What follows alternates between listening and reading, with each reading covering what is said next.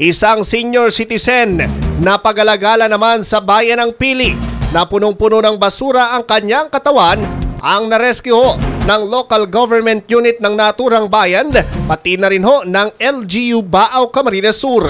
Ang buong detalye ng balita sa report ni Carol Tirao. Rinconada News FM Patrol Report. Narescue na ang isang senior citizen na puno ng basura ang katawan matapos ang ilang taon sa pamamagitan ng pinagsanib puwersang pagresponde ng LGU Pili at LGU Baaw. Ang lalaki ay kinilalang si Tatay Silvestre, 62 taong gulang at residente ng Zone 2, Santa Teresita, Baaw, Camarines Sur. Naging matagumpay ang rescue operation sa nasabing individual sa pangunguna ng mga alkalde ng mga naturang bayan sa tulong na rin ng mga kinatawan mula sa kani-kanilang MSWD, PNP, gayon din ng MDRRMO Pili. Ayon sa lokal na pamalaang bayan ng Pili, nakiisa rin ang kapamilya ni Tatay Silvestre upang masigurong ligtas at maayos ang pag-rescue. Habang itinuturing ito bilang pagpapakita ng bayanihan ng mga nasambit na munisipalidad, labis din ang pasasalamat ng dalawang LGU sa mga concerned citizen na nagpaabot ng kanilang malasakit at impormasyon dahilan kaya naisagawa ang pagtugon para sa senior citizen.